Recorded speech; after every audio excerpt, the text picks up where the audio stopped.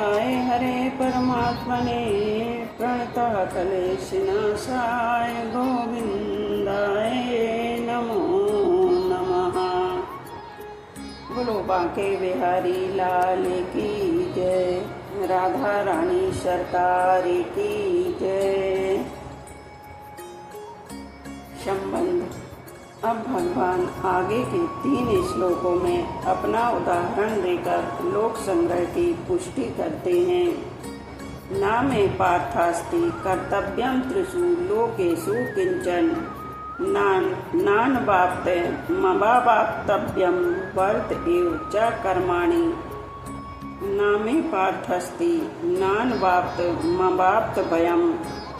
भगवान किसी एक लोक में सीमित नहीं है, इसलिए वे तीनों लोकों में अपना कोई कर्तव्य न होने की बात कह रहे हैं। तो भगवान के लिए त्रिलोकी में कोई भी कर्तव्य शेष नहीं है, क्योंकि उनके लिए कुछ भी पाना शेष नहीं है। कुछ ना पाने के लिए ही सब मनुष्य पशु पक्षी आदि कर्म करते हैं। भगवान उपर्युक्त पदों में बहुत विलक्षण बात कह रहे हैं कि कुछ भी करना और पाना शेष ना होने पर भी मैं कर्म करता हूँ।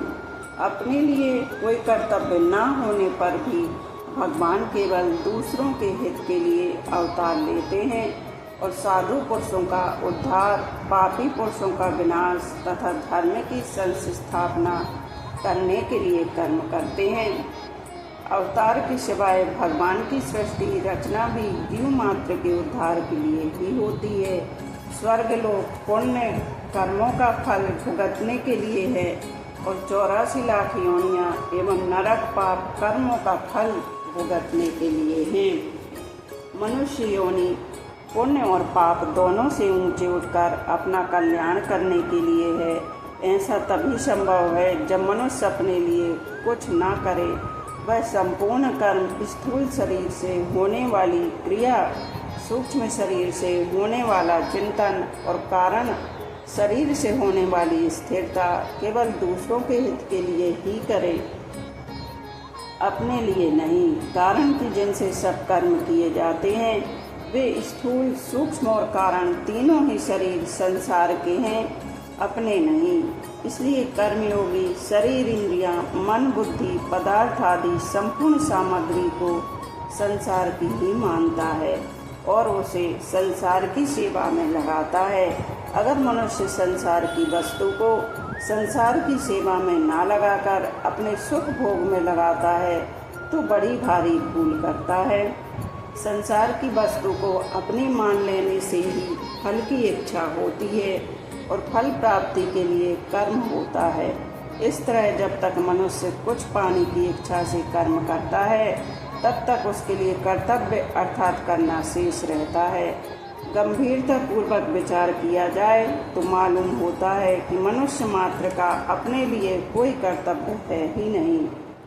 कारण कि प्रापणीय वस्तु परमात्म तत्व नित्य प्राप्त है और स्वयं स्वरूप भी नित्य है, जबकि कर्म और कर्म फल अनित्य अर्थात उत्पन्न एवं नष्ट होने वाला है। अनित्य का संबंध नित्य के साथ हो ही कैसे सकता है। कर्म का संबंध पर, शरीर और संसार से है, स्व से नहीं। कर्म सदैव पर के द्वारा और पर के लिए ही होता है। इसलिए अपने लिए कुछ करना है ही नहीं, करना है ही नहीं। जब मनुष्य मात्र के लिए कोई कर्तव्य नहीं है तब भगवान के लिए कोई कर्तव्य हो ही कैसे सकता है। कर्मयोग से सिद्ध हुए महापुरुष के लिए भगवान ने इसी अध्याय के 17वें 18वें श्लोकों में कहा है कि उस महापुरुष के लिए कोई कर्तव्य नहीं है, क्योंकि उसकी रति, तृप्ति और संतुष्टि अपने आप में ही होती है। इसलिए उसे संसार में करने अथवा ना करने से कोई प्रयोजन नहीं रहता तथा उसका किसी भी प्राणी से किंचित मात्र भी स्वार्थ का संबंध नहीं रहता। ऐसा होने पर भी वह महापुरुष लोक संग्रहार्थ कर्म करता है। इसी प्रकार यहाँ भगवान अपने लिए कहते हैं कि कोई भी कर्तव्य ना होने तथा कुछ भी ना पाना बाकी ना होने पर भी मैं लोक संग्रहार्थ कर्म करता हूँ। तात्पर्य है कि तत्वज्ञ महापुरुष की भगवान के साथ एकता होती है। मम साधारण में मांगता, जैसे भगवान त्रिलोकी में आदर्श पुरुष हैं। वर्तयो च कर्मणि, यहाँ यो पद से भगवान का तात्पर्य है कि मैं उत्साह एवं तत्परता से आलस्य रहित होकर सावधानी पूर्वक सांगोपांग कर्तव्य कर्मों को करता हूँ। कर्मों का न त्याग करता हूँ न उपेक्षा। जैसे इंजन के पहियों के चलने से इंजन से जुड़े हुए डिब्बे भी चलते रहते हैं, ऐसे ही भगवान और संत महापुरुष इंजन के समान कर्तव्य कर्म करते हैं, जिससे अन्य मनुष्य भी उन्हीं का अनुसरण करते हैं। अन्य मनुष्यों में करने और पाने की इच्छा रहती है। एक इच्छाएं निष्काम भाव पूर्वक कर्तव्य कर्म करने से ही दूर होती हैं। यदि भगवान और संत महापुरुष कर्तव्य कर्म ना करें तो दूसरे मनुष्य भी कर्तव्य कर्म नहीं करेंगे, जिससे उनमें प्रमाद आलस आ जाएगा और वे अकर्तव्य करने लग जाएंगे। फिर उन मनुष्यों की इच्छाएं कैसे मिटेंगी? इसलिए संपूर्ण मनुष्यों के हित के लिए भगवान और संत महापुरुषों के द्वारा स्वाभाविक ही कर्तव्य कर्म होते हैं। भगवान सदैव कर्तव्य परायण रहते हैं, कभी कर्तव्यच्युत नहीं होते। अतः भगवत परायण साधक को भी कभी कर्तव्यच्युत नहीं होना चाहिए। कर्तव्यच्युत होने से ही वह भगवत तत्व के अनुभव से वंचित रहता है। नित्य कर्तव्य परायण रहने से साधक को भगवत तत्व का अनुभव सुगमता पूर्वक हो सकता है।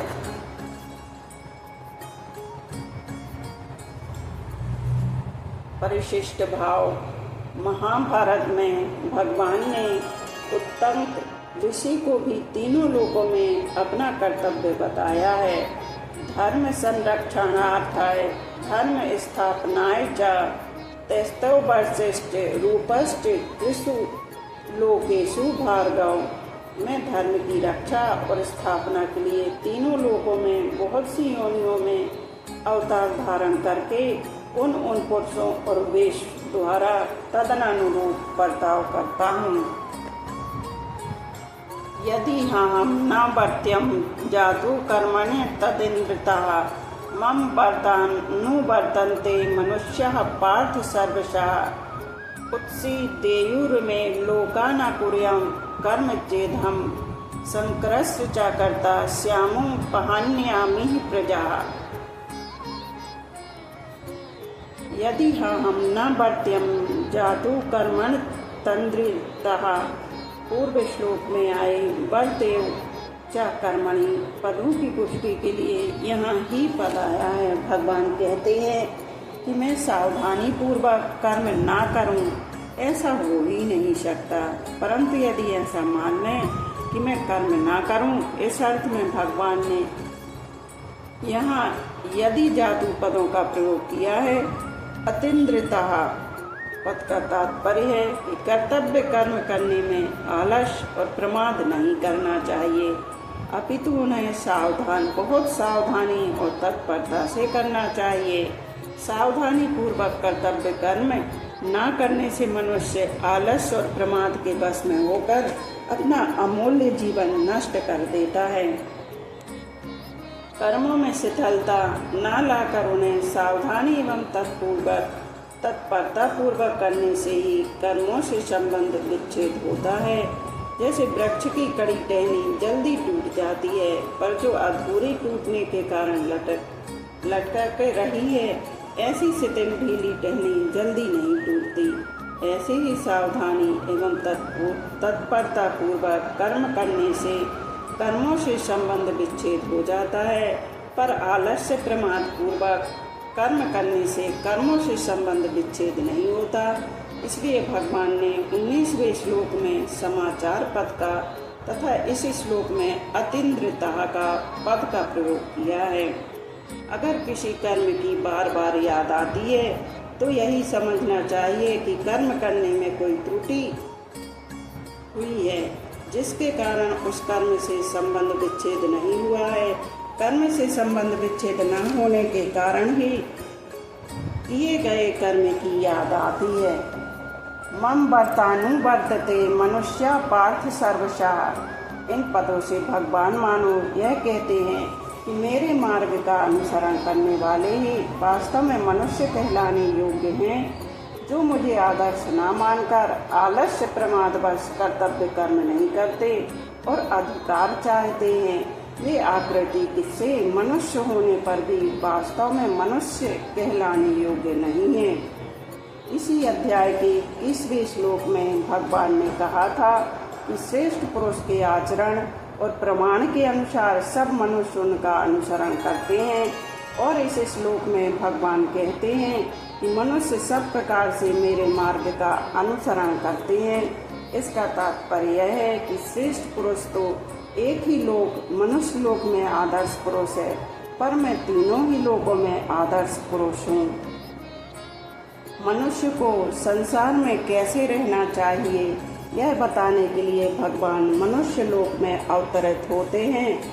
संसार में अपने लिए रहना ही नहीं है, यही संसार में रहने की विद्या है। संसार वस्तुतः एक विद्यालय है जहाँ हमें कामना, ममता, स्वार्थ आदि के त्याग पूर्वक दूसरों के हित के लिए कर्म करना सीखना है और उसके अनुसार कर्म करके अपना उद्धार करना है। संसार के सभी संबंधी एक दूसरे की सेवा हित करने के लिए ही है। इसलिए पिता पुत्र, पति पत्नी, भाई बहन आदि सबको चाहिए कि वे एक दूसरे के अधिकार की रक्षा करते हुए अपने अपने कर्तव्य का पालन करें और एक दूसरे के कल्याण की चेष्टा करें। उत्सी देयुर में लोकाना कुर्या कर्म चेदहम। भगवान ने 23वें श्लोक में यदि हम न वर्त्यम जातु कर्मण्य तंद्रितः पदों से कर्मों में सावधानी न रखने से होने वाली हानि की बात कही। और अब इस श्लोक में उपर्युक्त पदों से कर्म न करने से होने वाली हानि की बात कहते हैं। यद्यपि ऐसा हो ही नहीं सकता कि मैं कर्तव्य कर्म न करूं, तथापि यदि ऐसा मान लिया जाए, इस अर्थ में भगवान ने यहाँ चेत पद का प्रयोग किया है। इन पदों का तात्पर्य है कि मनुष्य की कर्म न करने में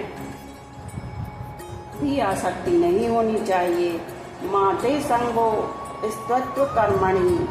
इसलिए भगवान अपना उदाहरण देते हुए कहते हैं कि मेरे लिए कुछ भी कर्तव्य न होने पर भी मैं कर्म करता हूँ। यदि मैं जिस वर्ण आश्रम आदि में मैंने अवतार लिया है उसके अनुसार अपने कर्तव्य का पालन न करूँ तो मैं संपूर्ण मनुष्य नष्ट भ्रष्ट हो जाए, अर्थात उनका पतन हो जाए। कारण कि अपने कर्तव्य का त्याग करने से मनुष्य में तामस भाव, तामस भाव आ जाता है, जिससे उनकी अधोगति होती है। अधोगच्छन्ति तामसः। भगवान त्रिलोकी में आदर्श पुरुष हैं और संपूर्ण प्राणी उन्हीं के मार्ग का अनुसरण करते हैं। इसलिए यदि भगवान कर्तव्य पालन नहीं करेंगे तो त्रिलोकी में भी कोई अपने कर्तव्य का पालन नहीं करेगा। अपने कर्तव्य का पालन न करने से उनका अपने आप पतन हो जाएगा। संकरस्य च कर्ता श्यामोपहान्यामिमः प्रजाः। यदि मैं कर्तव्य कर्म न करूं तो सब लोग नष्ट भ्रष्ट हो जाएंगे और उनके नष्ट होने का कारण मैं ही बनूंगा, जबकि ऐसा संभव नहीं है। परस्पर विरुद्ध दो धर्म भाव एक में मिल जाएं तो वह संकर कहलाता है। पहले अध्याय के 40वें और 41वें श्लोक में अर्जुन ने कहा था कि यदि मैं युद्ध करूंगा तो कुल का नाश हो जाएगा। कुल के नाश से सनातन कुल धर्म नष्ट हो जाता है। धर्म के नष्ट होने पर संपूर्ण कुल में पाप फैल जाता है। पाप के अधिक बढ़ने पर कुल की स्त्रियां दूषित हो जाती हैं और स्त्रियों के दूषित होने पर वर्ण संकर उत्पन्न होता है। इस प्रकार अर्जुन का भाव यह था कि युद्ध करने से वर्ण संकरता उत्पन्न होगी, परंतु यहाँ भगवान उससे विपरीत बात कहते हैं कि युद्ध रूप कर्तव्य कर्म न करने से वर्ण संकरता उत्पन्न होगी। इस विषय में भगवान अपना उदाहरण देते हैं कि यदि मैं कर्तव्य कर्म ना करूं तो मैं कर्म, धर्म, उपासना, वर्ण, आश्रम, जाति आदि सब में स्वतः संकरता आ जाएगी। तात्पर्य यह है कि कर्तव्य कर्म ना करने से ही संकरता उत्पन्न होती है। इसलिए यहाँ भगवान अर्जुन से मानो यह कहते हैं कि तुम युद्ध रूप कर्तव्य कर्म ना करने से ही वर्ण संकर उत्पन्न करने वाला बनेगा, न कि युद्ध करने से, जैसा कि तू मानता है। विशेष बात, अर्जुन के मूल प्रश्न मुझे घोर कर्म में क्यों लगाते हैं का उत्तर भगवान 22वें, 23वें और 24वें में 3 श्लोकों में अपने उदाहरण से देते हैं कि मैं तुम्हें ही कर्म में लगाता हूँ, ऐसी बात नहीं है। प्रत्युत मैं स्वयं भी कर्म में लगा रहता हूँ, जबकि वास्तव में मेरे लिए त्रिलोकी की मैं कुछ भी कर्तव्य एवं कर्तव्य नहीं है। भगवान अर्जुन को इस बात का संकेत करते हैं कि अभी इस अवतार में तुमने भी स्वीकार किया और मैंने भी स्वीकार किया कि तू रथी बने और मैं सारथी बनूं। तो देख, क्षत्रिय होती होगी आज मैं तेरा सारथी बना हुआ हूँ और इस प्रकार स्वीकार करके किए हुए अपने कर्तव्य का सावधानी और तत्परता पूर्वक पालन कर रहा हूँ। मेरे इस कर्तव्य पालन का भी त्रिलोकी पर प्रभाव पड़ेगा, क्योंकि मैं त्रिलोकी में आदर्श पुरुष हूँ। समस्त प्राणी मेरे ही मार्ग का अनुसरण करते हैं। इस प्रकार तुम्हें भी अपने कर्तव्य कर्म की उपेक्षा न करके मेरी तरह उसका सावधानी एवं तत्परता पूर्वक पालन करना चाहिए। आज यहीं पर विश्राम लेते हैं, शेष आगे का कल कहेंगे। बोलो राधे राधे।